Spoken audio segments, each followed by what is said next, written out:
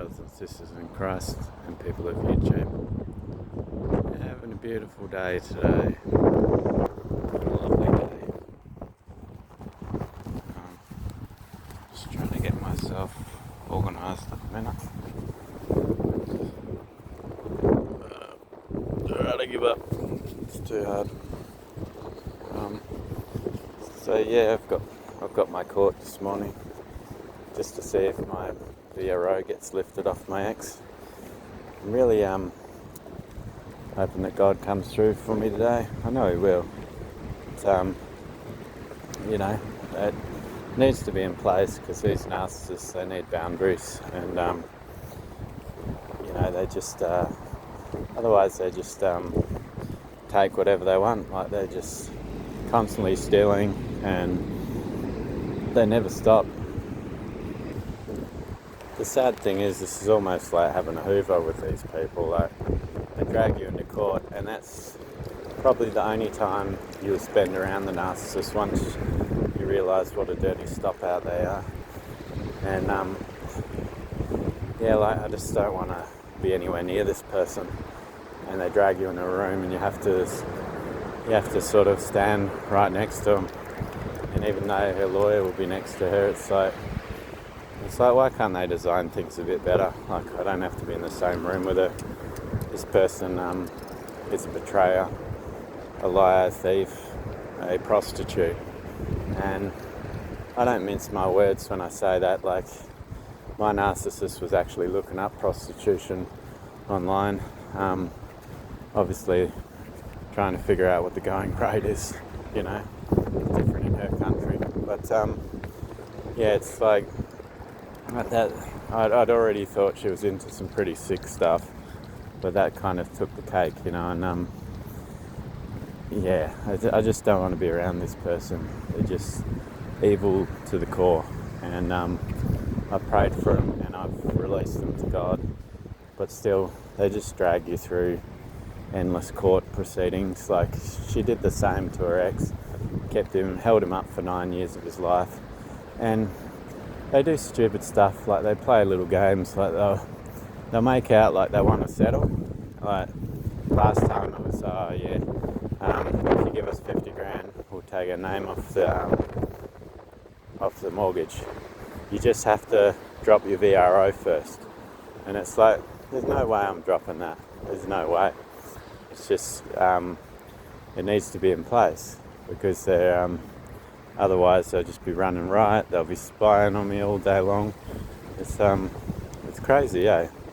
It's amazing what a little boundaries from the court will do for a narcissist. And but even when I did sort of accept, I was like, look, I didn't accept the taking the VRO off, but I accepted the settlement. And I said, look, the only thing is, you just need to return my gold necklace, my TV remote that you stole, and the keys to the side gate of the house. I mean, why would you even want those? But that was too much. And this is what I mean. Like, the narcissists will act like they're trying to do the right thing, when deep down they know you're not going to accept these things, and they're just going out of their way to look good in front of the court, even though they just want to drag you through the mud for years and years. And then the story changed to, oh, I'll buy you out of the house. And it's like, they just are delusional. Like, this person has no money. I don't even know how she's got a lawyer. Like, he must be legal aid or something, and he's not a very good lawyer anyway, because to be using these kind of tactics to try and get around someone is pretty low in the scheme of things, eh? And I don't think a real lawyer would have to do this. I know my old lawyer Linda never had to play these sort of games. So I mean, it's nothing major today anyway. It's just that, but they just make it all so dramatic too. Like, she'll just be trying to throw my name under the mud. and trying to get things put through in the court, which they're not even going to look at today. She's throwing the box around a couple of nights ago, and that was just basically breaking the court order. And then she's filming it. Like, what are you going to use that for? Like, what are you going to do with that? It's you running around raging out with a box. Like, it's just so stupid. And this is how they behave. And basically, I'm just fully over it. I'm just hoping God delivers me soon. But he has me here for a purpose, and I'm not sure what it is. Maybe she's going to come back all humble one day and give me back what belongs to me and actually realise how much of a scumbag poop she is. It really is perfect weather today. It's like no flies yet. Haven't got those one over either. So I don't know, like it's just a inconvenience to go into. Like, literally, I've got I could have spent more time at work last night if I didn't have to come in this morning. But my boss is really funny. He's like, "Look, Jamie, I need you to finish work early tonight because I don't want you to be tired. You're my best worker." He goes, "You're going to be working so much on the weekend that you don't even need to worry about tonight." And I was like, well, yeah, that's true, but I just enjoy being there. But it's just such an easy job, and it's just great talking to all these different people.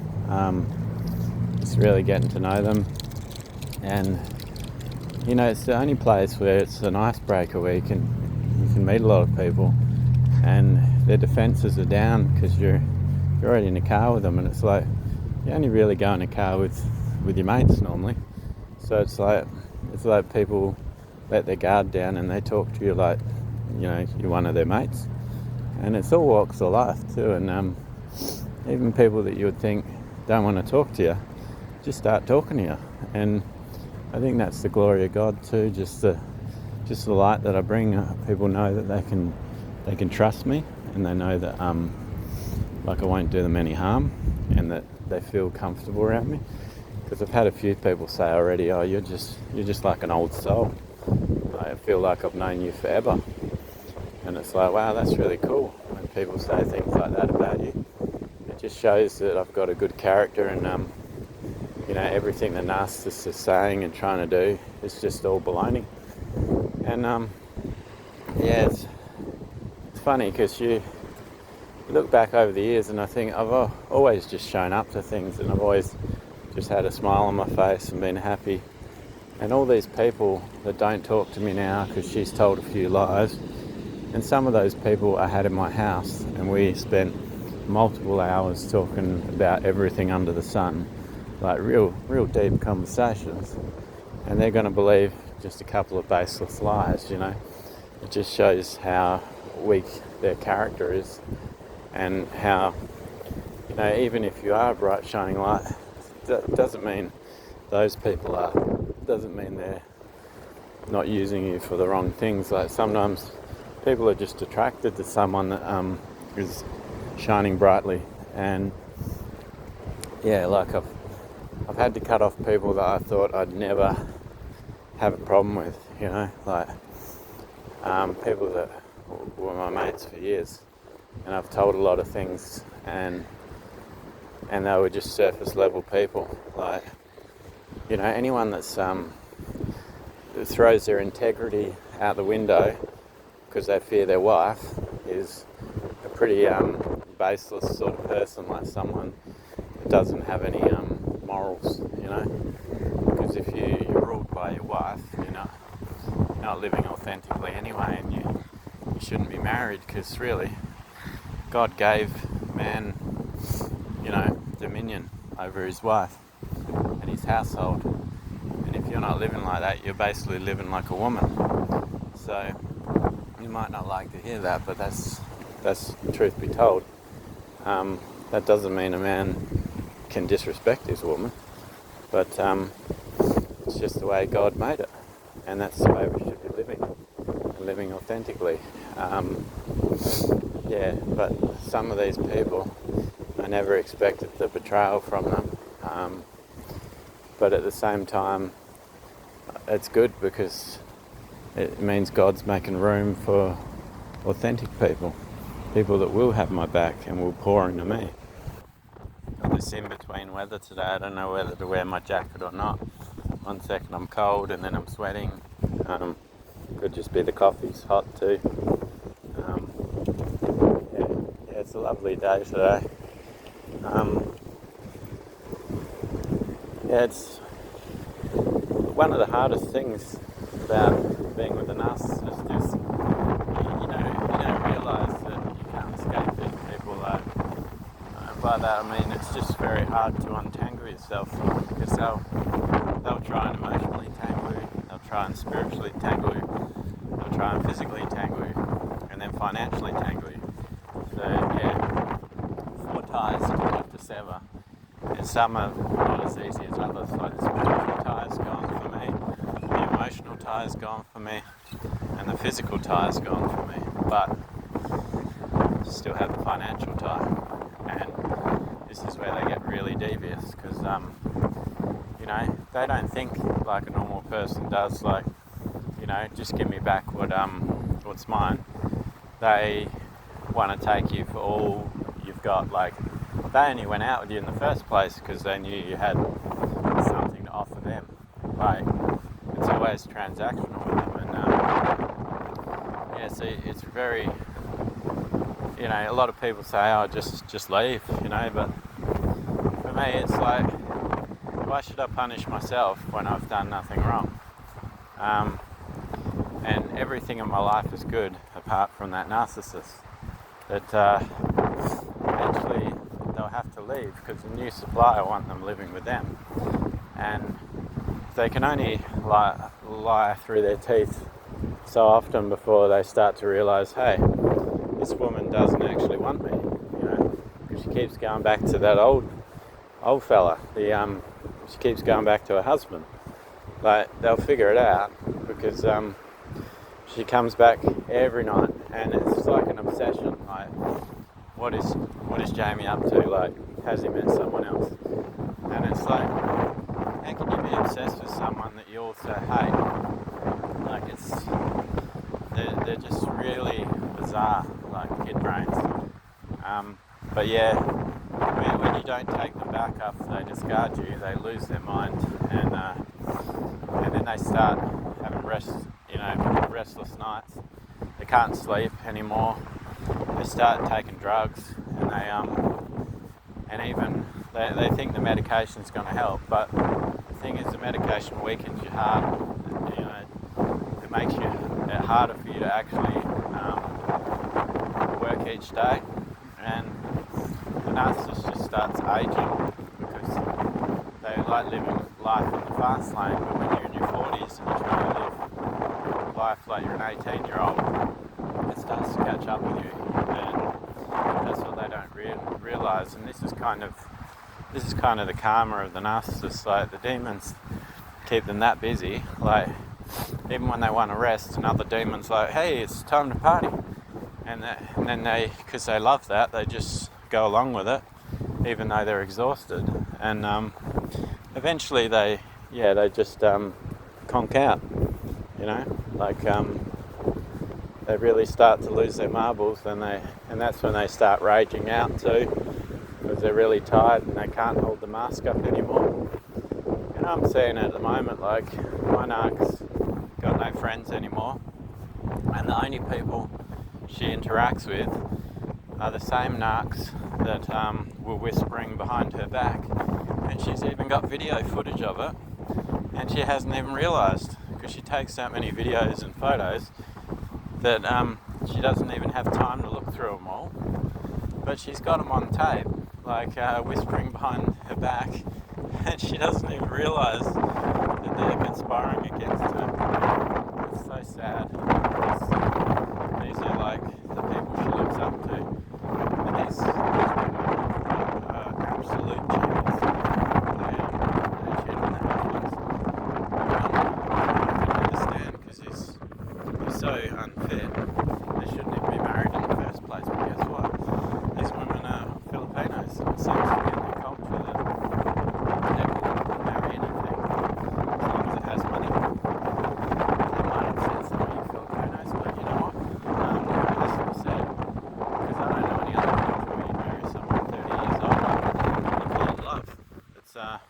is anything but love.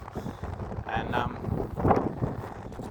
so these narcs, they're working against her. But they're the only people that will put up with her.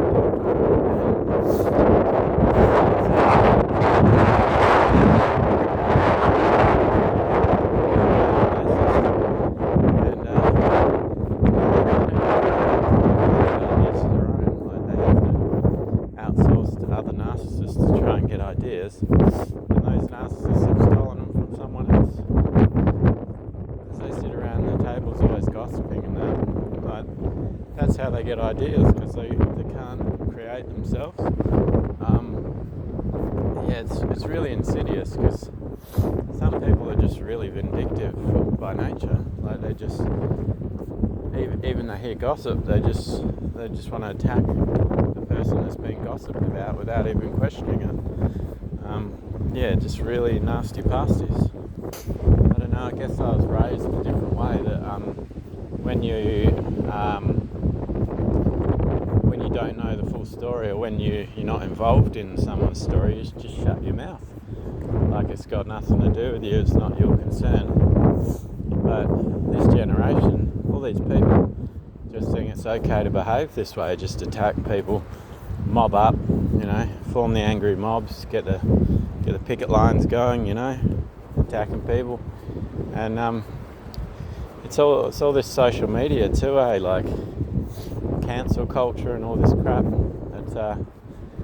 There's people in the world that don't actually own mobile phones for this reason, and they don't, they have a low digital footprint. And when God tells me to, I'm going to do the same. I'm going to change my number, and I'm going to leave the narcissist in the dust. And she won't be able to find me, because I won't put anything on Facebook or Instagram. Like, I went and had a holiday with my mate in Thailand and Cambodia years ago, and I told my girlfriend I was going. I told her it was just for a fitness thing, and I would never take any photos or any social media stuff. I think my mate used her camera that she lent us just to take a full album of elephant poo, and we didn't take anything of value that really you could track us down. So and that was while I was on holiday, so why would I bother putting anything online, especially when it just lets my stalker know where I am.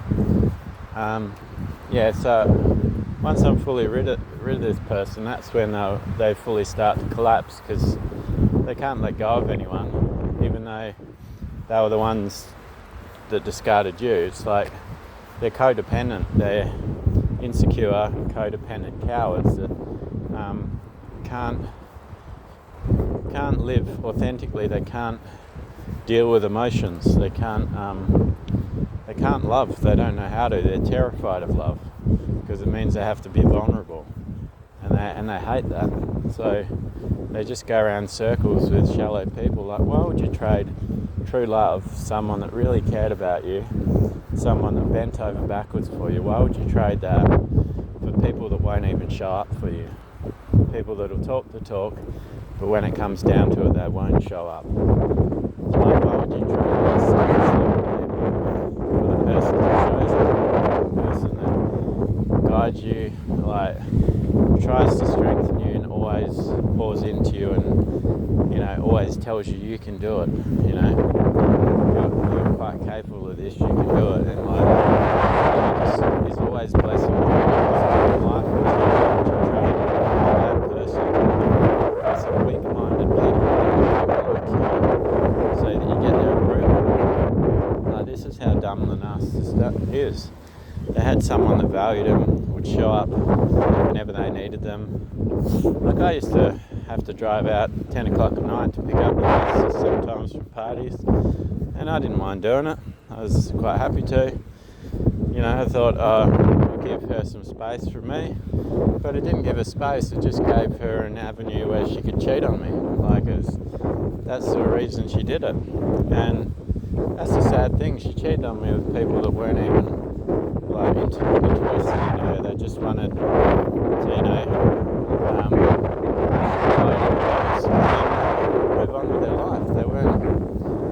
wanted a quick dip, and they weren't specifically looking for her. It's like they would have just done that with anyone. It's really sad, the way they let people use them, and the way they occupy the situation.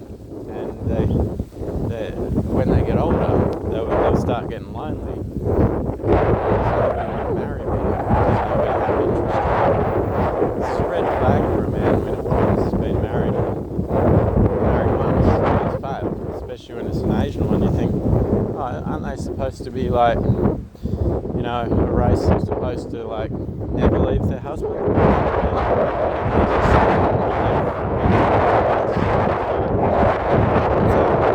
It's pretty hard for them to meet someone, like,